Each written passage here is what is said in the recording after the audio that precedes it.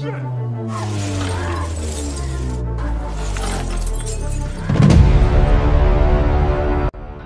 Rek Bumi, melanjutkan scroll kedua dari Jigsaw yang rilis tahun 2005. Di sini benar-benar terlihat Jigsaw bisa dibilang sebagai pembunuh berantai bersertifikat dari kepintarannya membentuk permainan. Membentuk petunjuk dengan kata-kata yang tidak bisa dipahami oleh orang-orang yang tak punya kesabaran dan tak punya ketelitian. Oke, tanpa berlama-lama langsung saja kita ke ceritanya.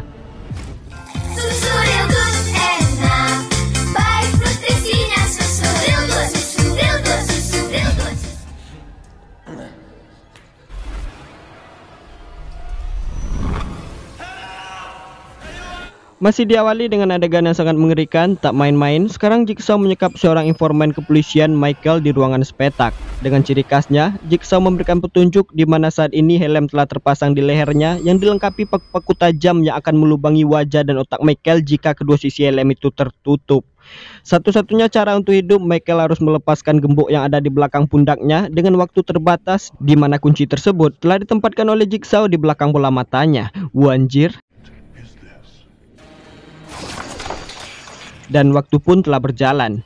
Pilihan yang cukup berat, sebagai penonton pun kita sudah bisa membayangkan mana ada orang yang sanggup mencokel bola matanya sendiri dalam keadaan sadar. Dan pada akhirnya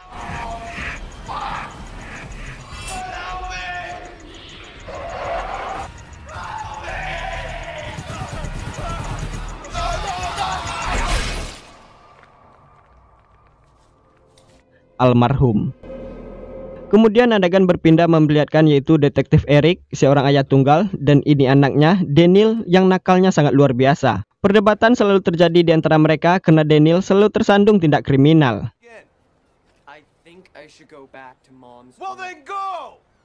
Hari berikutnya, Eric dipanggil oleh detektif Carey untuk menangani kematian Michael. Ternyata itu adalah rekannya sendiri.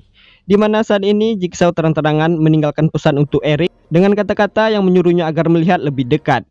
Sesampainya di kantor, masih mencari petunjuk keberadaan Jigsaw, malam harinya kata-kata Jigsaw terngiang-ngiang di telinganya. Dan itu mengingatkan Eric akan logo helm yang dipasangkan kepada Michael ternyata dibuat oleh pabrik lokal yang tidak jauh dari kota ini. Dan esoknya, Eric dan rekan-rekannya bergerak ke lokasi tersebut.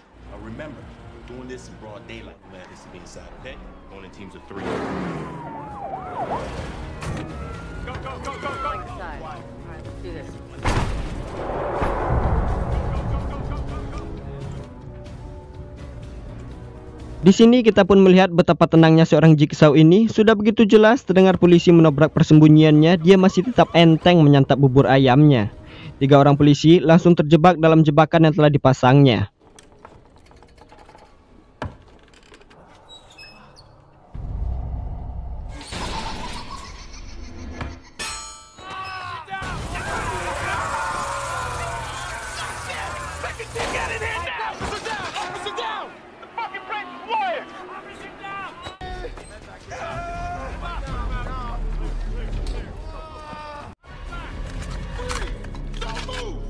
Hingga pada saat beberapa senjata berada di hadapannya, dia masih tetap santai dan terlihat sangat tenang. Jigsaw terlihat semakin peot dengan impuls di tubuhnya. Mungkin jika menonton scroll pertama kalian akan tahu penyakitnya apa, yaitu tumor. Saat polisi ingin menahannya, dia malah mengajak semua orang untuk tetap di sini dan memperlihatkan satu layar monitor kepada mereka.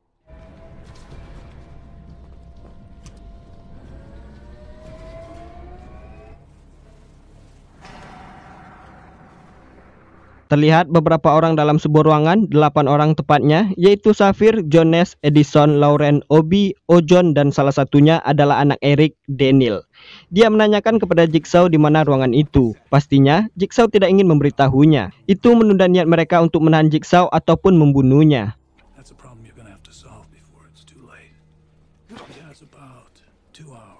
Sedangkan di ruangan itu, korban ke-8 telah sadar dari pingsannya. Dia sangat ketakutan dan terlihat telah memahami apa yang telah terjadi saat ini. Dia langsung menggeledah semua sisi bangunan dan menemukan satu rekaman, di mana saat mereka ditempatkan dalam ruangan tersebut, mereka telah menghirup gas beracun yang berada di ruangan ini. Dan mereka hanya punya waktu 2 jam untuk hidup dan menemukan penawarnya dalam rumah ini setelah pintu ruangan ini dibuka. Salah satu penawarnya ada dalam berangkas di depan mereka sekarang. Tapi mereka harus menemukan kode yang dikatakan berada di balik otak mereka. Mereka harus memperhatikan tanda X sebagai petunjuk. Dan permainan telah dimulai. Mereka juga menemukan kunci dan kertas yang mengatakan jangan buka pintu itu dengan kunci ini. Salah satu dari mereka tetap kekeh ingin membukanya, pada akhirnya peluru menembus otaknya.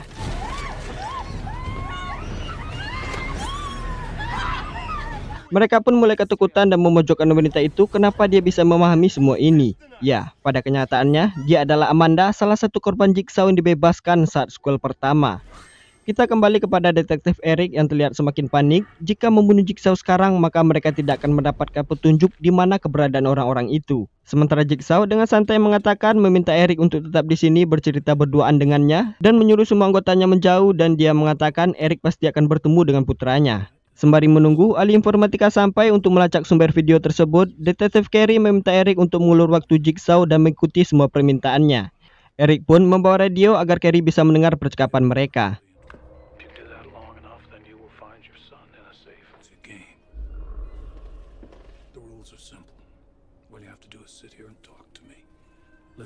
Kembali ke ruangan itu, pintu itu pun telah terbuka.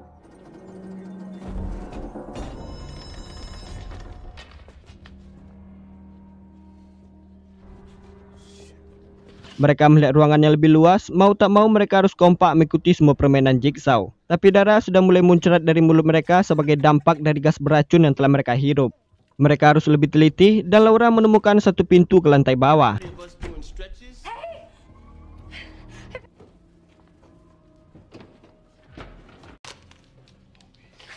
Obi. It's my name.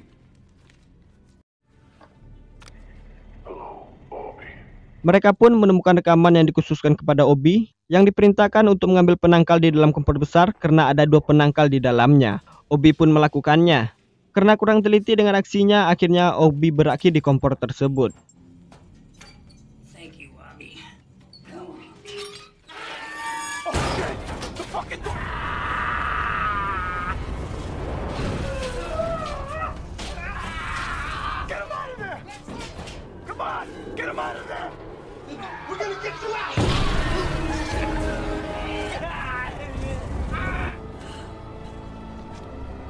Sementara itu, Eric semakin kesal mendengar cerita Jigsaw tanpa arti dan bertele-tele. Entah apalagi motif dibalik semua ini. Dia malah mengungkit-ungkit keburukan Eric yang sering menjebak orang sehingga orang itu berakhir di dalam penjara. Dan dia juga menanyakan obat tumor kepada Eric padahal dia bukan dokter. Itu membuat detektif Eric semakin jengkel.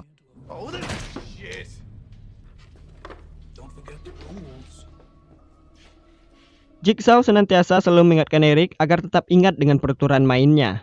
Sementara itu, orang-orang di ruangan itu kembali membuka satu ruangan. Mereka menemukan lagi satu rekaman yang dikhususkan kepada Zafir. Ada satu brankas lagi di depan mereka. Zafir pun disuruh mengambil kunci dalam lubang yang dipenuhi jarum suntik. Jika terlambat, maka brankas itu akan tertutup selamanya. Setelah waktunya habis, maka mereka akan kehilangan kesempatan untuk mengambil satu penangkal lagi. Zafir yang merasa berkuasa melemparkan Amanda untuk mencari kunci tersebut.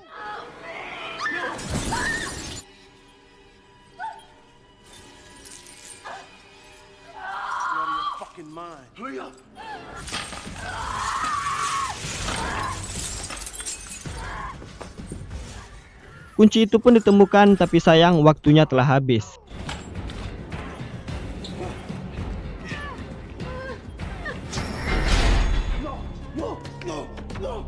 Waktu hanya tersisa 30 menit, mereka sudah semakin reot dan sepoyongan, sedangkan Eric sudah semakin murka melihat Jigsaw. Tapi tidak dengan Jigsaw yang terlihat semakin tenang dan slow. Ahli informatika pun telah sampai, mungkin sebentar lagi mereka akan menemukan sumber video tersebut. Jigsaw pun memberikan pernyataan kepada Eric, di mana kenyataannya saat ini anaknya Daniel sedang bermain dalam suatu ruangan dengan orang-orang yang telah ditangkap secara paksa dan dijebak oleh Eric. Pastinya itu menjadi ancaman besar untuk Daniel. Sementara saat ini, Zafir telah menemukan petunjuk dari jasad pertama di ruangan ini. Kode brankas itu ternyata ditulis di belakang pundak mereka masing-masing. Itu menjadikan niat Zafir membunuh semua orang dengan tujuan mengambil kode brankas yang ada di pundak mereka, demi satu ramuan yang ada dalam brankas tersebut.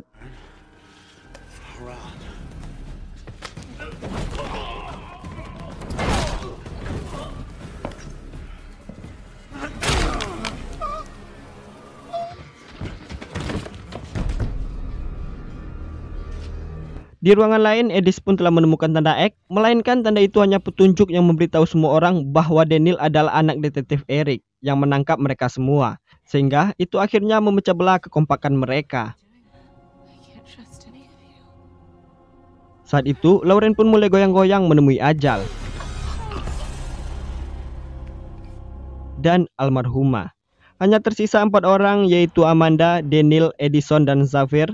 Xavier telah melihat semua angka di pundak orang-orang yang telah tewas. Amanda mencoba membawa Daniel menghindar dari Xavier yang membabi buta. Edis yang berjalan sendirian memasuki sebuah ruangan dan dia melihat penangkal dalam gantungan kaca. Tanpa mendengar petunjuk lebih dulu, dia langsung memasukkan tangannya ke dalam kaca tersebut. Dan akhirnya tangannya terjebak dalam kaca itu. Xavier pun telah sampai di sana. Tapi Xavier tak ingin membantunya, melainkan dia hanya ingin melihat nomor di pundaknya.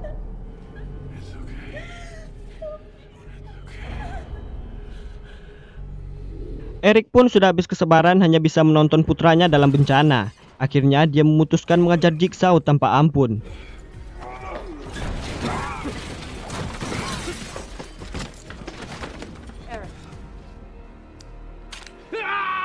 Sedangkan Daniel dan Amanda yang berlindung dari Xavier menyadari ada pintu di bawah brankas pertama.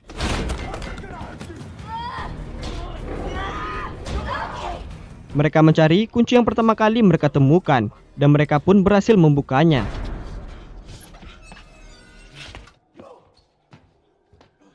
Xavier selalu mengikuti mereka dari belakang. Amanda dan Daniel yang selalu menghindar dari Xavier, mereka memasuki kamar mandi bawah tanah, di mana kamar mandi ini adalah kamar mandi tempat Dr. Gordon dan Adam di sequel pertama. Mereka melihat jasad Adam, Z, dan potongan kaki Dr. Gordon dari sequel sebelumnya. Xavier terlihat telah sampai di tempat Daniel dan Amanda berada. Terlihat Daniel telah terbaring lemas di lantai. Terjadi cekcok antara Xavier dan Amanda. Amanda mengatakan, kamu tidak akan mungkin bisa melihat nomor di pundakmu sendiri. Saat itu, Xavier memutuskan menyayat kulit di pundaknya. Shit, man.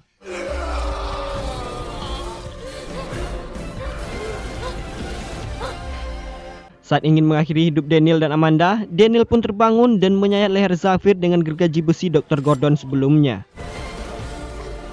Dan almarhum. Di detik akhir permainan, Jigsaw sudah bonyok mengatakan kepada Eric dia ingin memberitahu keberadaan putranya. Tapi dia akan melakukan itu jika Eric bersedia hanya mereka berdua pergi ke sana. Dan Eric pun melakukan itu.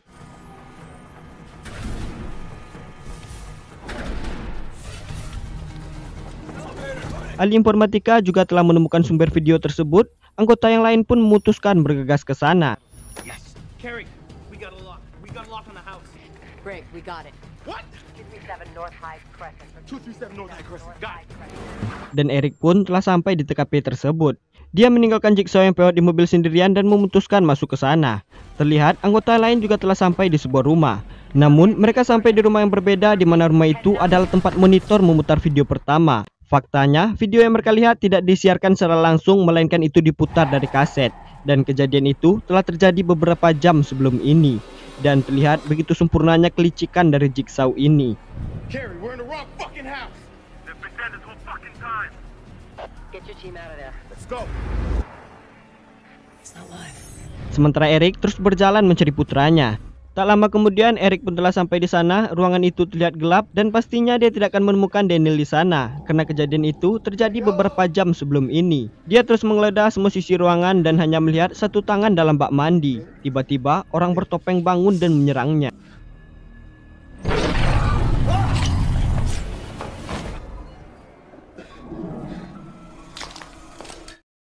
Detektif Carey melihat waktu permainan telah habis, sesuatu berbunyi di belakangnya.